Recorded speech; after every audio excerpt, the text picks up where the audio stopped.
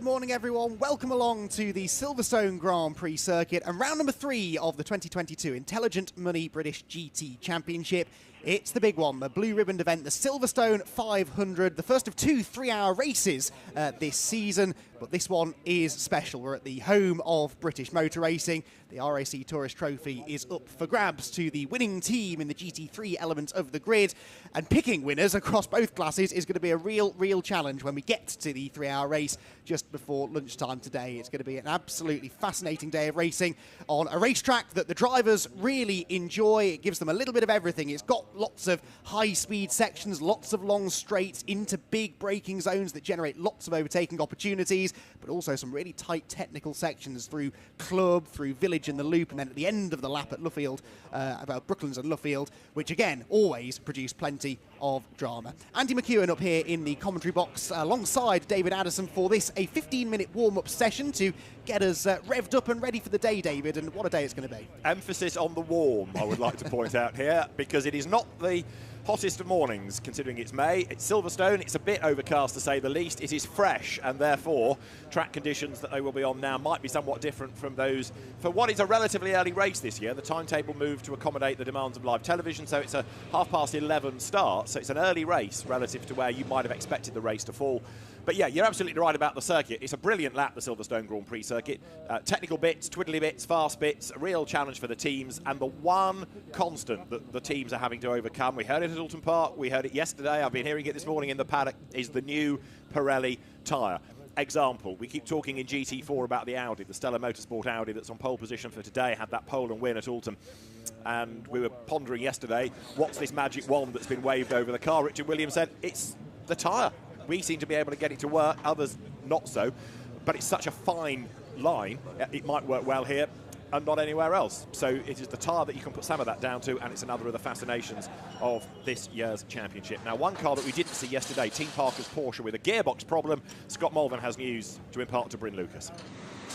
Yeah, I am indeed here with Scott Malvern. A kind of crestfallen Scott Malvern as well, because it hasn't gone brilliantly for the team so far this weekend. Scott, we were hoping to see you out in the car today, albeit from the back of the grid for GT3, but it's not going to happen, is it? It's not looking likely at the moment, no. We were pretty unfortunate. We had a gearbox failure in FP1 yesterday.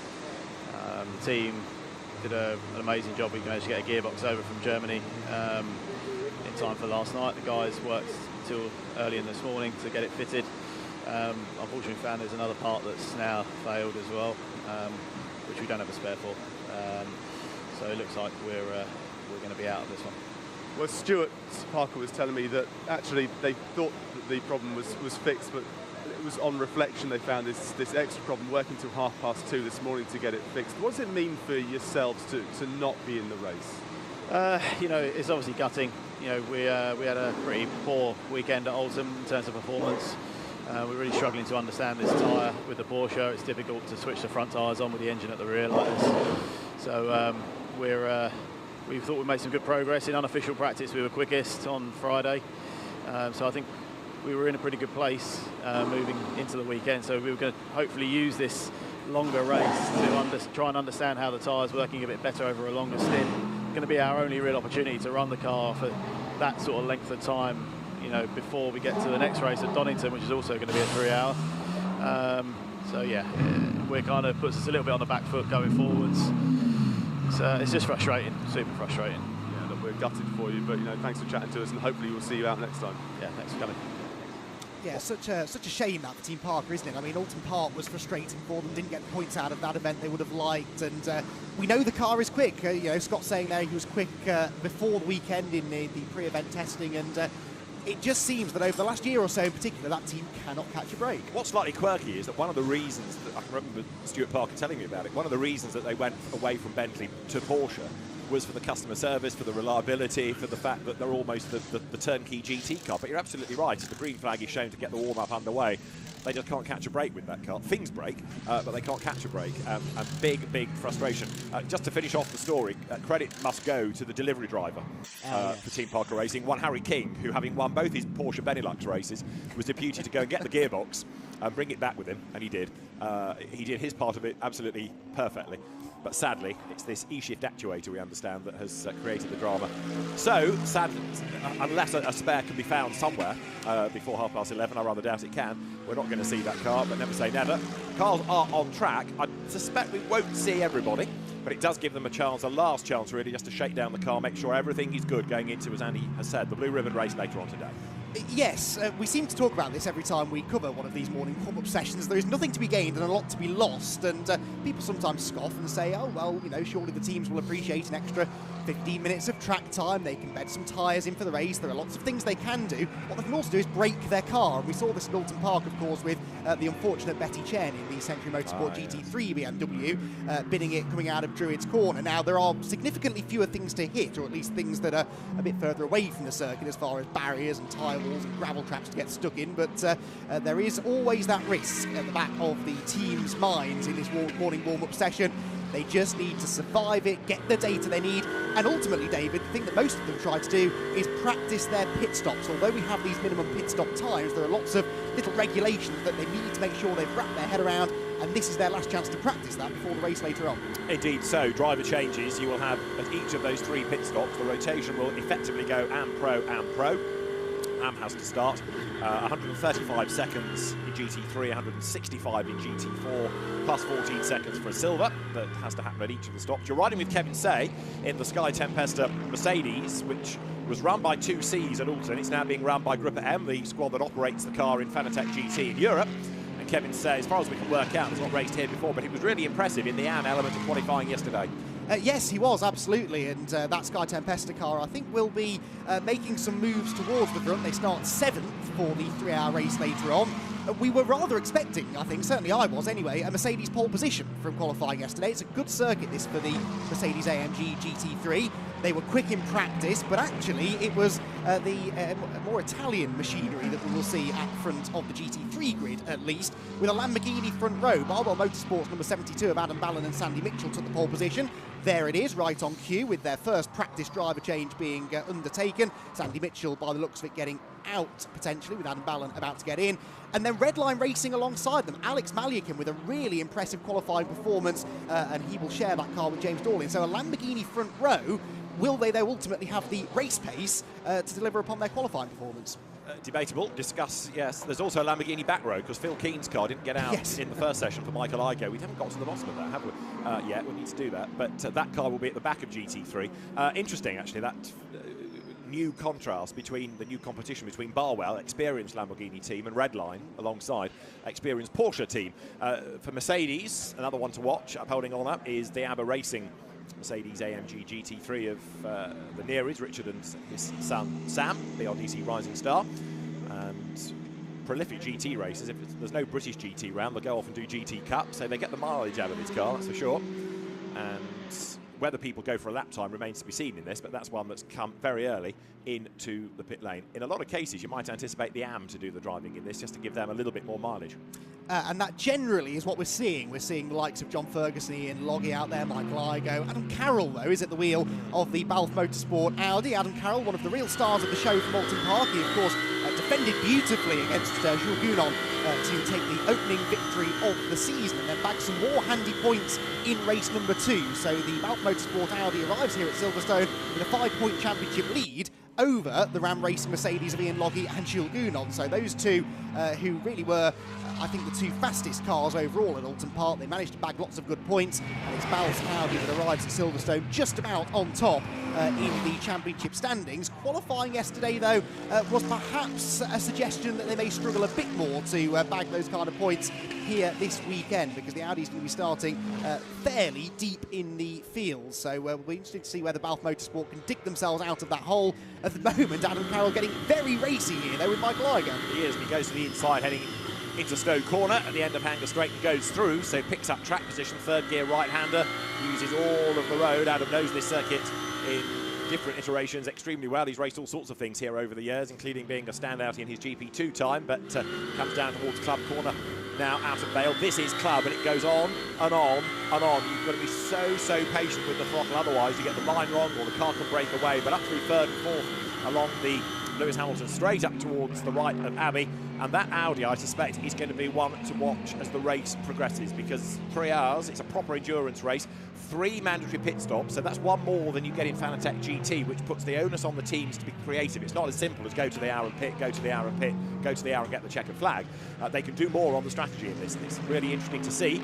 Another car that we are very pleased to have in the entry is 88, Marvin KIRCHHOEFER, winner here in Formula 3, Alexander West with him, Team Brits GT4 McLaren pit. Now this is the car for Bobby Trundley and Aaron Morgan, disabled driver who, as you can see, gets out of the car. Bobby Trundley will take that over for possibly an element of this session, unless they feel that they don't need to do any more mileage, just do a practice pit stop. Marvin KIRCHHOEFER, I'm fascinated to see how he goes in this car, because he's been an impressive GT convert, first for Aston Martin, now for McLaren. And Marvin KIRCHHOEFER breaks the beam and goes fastest within this warm-up. Not that it affects the grid, but it's just interesting to see. 1 minute 58.777. Yeah, good luck that, 1 minute 58. So the number 88 car, which starts 10th on the grid, that's about as quick, but it might be quicker than he went in qualifying yesterday, so that really is a very good effort. Of course, the lower ambient temperatures this morning will, in theory, make the track that little bit quicker. The engines run a bit more efficiently, the track has a little bit more grip, and so that perhaps is why we're seeing some decent times. Actually, 58.7 for KIRCHHOEFER is quicker than Adam Carroll by just over a quarter of a second. A great looking car that, though, with the Vodafone livery, and yeah, I do expect to see some teams that maybe didn't qualify all that well make their way towards the front, because you mentioned these 3 pit stops. There are no pit windows. You can be a lot more free and inventive with your pit strategy. As long as neither of the drivers does more than 100 of the 180 minutes during the race, then that's absolutely fine. So you can pit when you like. Pit on lap 1 if you want to get yourself out of traffic. If you've had a bad qualifying effort, then pit early, get some clean air, get the undercut as they'd call it, and try and get yourself a little bit further up the order. Perhaps that's something that this car could do, the SRO Motorsport Bentley. Nice to see the SRO car on track on race day, because of course we didn't get to see this at Alton Park after they crashed it early in the weekend. They had to borrow the old paddock Motorsport Bentley. It's a good looking car. I'm a fan of this livery, and I hope that the team can get a good result out of it. SRO Motorsport have qualified well, actually. Mark Sansom and Will Tregurtha, who's in the car now, will start inside the top 10. It's a good Silverstone connection with Bentley in a sense, because the earlier GT3 Bentley Continental, the original car, took its first win here in what was then called Blancpain Endurance in the days of Guy Smith and Stephen Kane driving the car. And this is the second version, the evolution if you like, but although it's perhaps one of the older cars on the grid, it adds the variety, and it should be a good, reliable car for this kind of race. Will Tregurtha, we know he's quick from his days in Genesis and in GT4, and Mark Sansom we were impressed with in the GT4 ranks of seasons past. So yeah, SRO Motorsport taking another step forward, moving up into GT3, and should go well, but as you rightly say, the car repaired after its dramas at Alton Park, and with 6.5 minutes on the clock, it is one of many that heads into the pit lane. Practice pit stops going on up and down the pit road. Lewis Williamson giving way to James Cottingham in the Mercedes. Further down the pit road, after seeing that car come in, the number 23 Josh Miller, Jamie Day are racing Aston Martin, with just see to the left hidden. Oh, now yes, there he is, back in Ash Sutton, driver coach for those two. I was asking Ash yesterday about his vast knowledge of GT racing, and he sort of grinned ruefully and said, "Yeah, well, you know, car's a car, isn't it?" Now, just spotted out of the window, a rather slow BALON Motorsport Lamborghini. It is the number 72 car that's due to start on pole position, creeping very slowly past the pit lane. So we'll try and pick up on that in a moment. In the pit lane itself, you can see WPI Motorsport going through what will be their final dress rehearsal for the pit stops later on. You can see that the new, or scuffed tyres at least, are ready and waiting to go on the car. Up on the jacks it goes.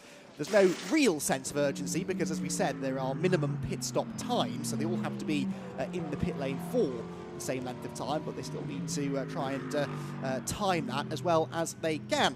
Now, down to Stowe Corner comes the brilliant looking and beautiful sounding GT3 BMW of Century Motorsport. Betty Chen is at the wheel, and so far so good. It's been a good session this for Betty. Needs the track time really, because they had a few dramas at Alton Park last time out. Silverstone, though, is a circuit that I would imagine will suit the big BMW, excuse me. These big sort of grunt and go front engine GT3 cars tend to excel at circuits like this one. That engine being over the front axle gives them good front end grip through these long high speed corners. The front really sticks to the ground, helps it turn, and the more track time they get with this car, I think the quicker it will get. Yeah, and Alton Park, in fairness to Betty Chen, not an easy circuit to learn. I know this is a longer lap, there's more to it, but also there is that runoff. So if there is a drama, it's easier to perhaps here to get away with it, to regroup, than it is at Alton Park where things can bite. We discussed earlier, number 18 Lamborghini, problems yesterday that prevented Michael Igoe from being out on track. Bryn, what news on those can you shed? Yeah, here with Michael Igoe, you're about to get back in the car again, so quickly tell us what happened yesterday. You didn't set a time in Q1. No, so basically we had a sensor failure on the ABS, the wheel speed sensor, so we lost traction control and ABS, and the car got all upset with itself and just wouldn't run. So we had to box, and by the time we fixed it, obviously Q1 was over, it only been a short stint. And then we got it fixed for Phil's stint. Still a couple of glitches, but hopefully today now it'll be good. Okay, well we'll see you get back in the car in a few moments' time, but hopefully, like you say, it is all fixed for today. Yeah, hopefully. We're looking forward to the race. We know we've got a tough day ahead, but we'll give it all we've got. Cheers, Michael. Good luck. Thank you. There is an example of a team that could do an early pit stop to play the strategy, because there's an awful lot of cars to overtake. They could do a Barwell, couldn't they, and pit very, very early. Barwell did pit on the opening lap of the race here in the Silverstone 500 history and won the race. And if WPI is on its toes, Andy Richardson, who is one of the engineers on that car, very experienced, used to work for the Mark VDS BMW team in Blockpan Endurance days, he will, I think, have worked out every strategy and then some in order to get that car up the order. It would not be a surprise if that weren't an early pit visitor to throw the strategy up in the air and see what falls. And of course it was Phil, back when he was sharing with John Minshaw, wasn't it, that pulled off that strategy to get his only Silverstone 500 victories. Won all of these races, Phil Keane, but possibly because the Lamborghini has not traditionally excelled at Silverstone, only the one to his credit. That certainly seems to have changed this year, though. In qualifying, at least, the Lamborghinis were quick, so if they've got this WPI car working, then yeah, I agree, with a bit of clever strategy, there's no reason at all why they can't get up there and compete for the win. I've got a feeling we'll see this car competing for a win today, the SRO Motorsports Audi of Richard Williams and Senan Fielding, which didn't just claim pole position in GT4 yesterday, they annihilated the opposition. They are on pole position by 1.4 seconds once you combined the fastest lap time from Richard and added it to the fastest lap time from Senan Fielding. I can't recall seeing such a dominant qualifying performance in a long time, certainly in British GT competition. If this car runs well and clean and true for the 3 hours, they're going to be tough to beat. Senan Fielding was saying this morning, once he looked at the margin that Richard Williams had pulled over everybody else, his initial reaction was, oh no, I've got to pull my finger out now, because if he can do that, I've got to go even better. But it was a really, dare one say, stellar effort yesterday from the Audi, and there it is at the top of the GT4 times. Now, the Silver Crews are going to struggle to an extent, because on each of their 3 pit stops, they've got an extra 14 seconds to serve.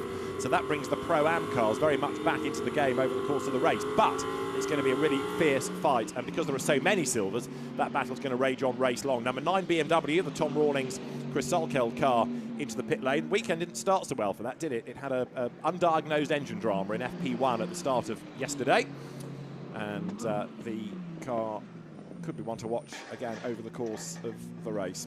Chris Sulkeld and Tom Rawlings both watching what's going on in the pit lane, with just over a minute of this session to go. Time rattles through, doesn't it, in the warm-up, especially on a long lap like this at nearly 2 minutes. Yeah, exactly. Most teams completing 6 laps, it would seem, which will include lots of in and out laps to practice their pit stops. For what it's worth, it's Team ABBA racing fastest at the moment in GT3. Sam Neary setting that time, and Marco Signoretti in the Academy Motorsport Ford Mustang is the quickest of the GT4 contenders in this morning warm-up session.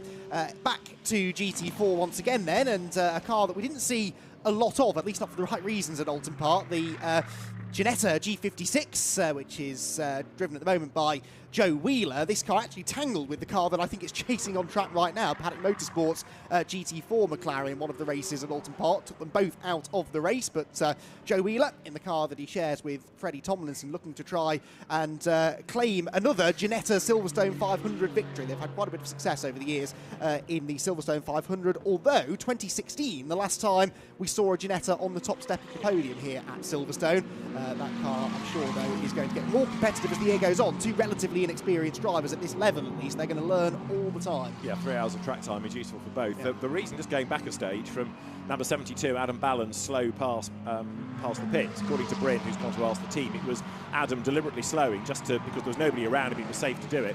He could do a practice rolling start, because of course he's going to be in the car at the start of the race. So it was really to get a feel for coming through Woodcote and accelerating over the timing line, a dummy race start, admittedly without cars around him, but it was safe to do it because he was absolutely on his own. Checkered flag is out, and I'm finding wood to touch, but I think we've got through that without anybody having any strife.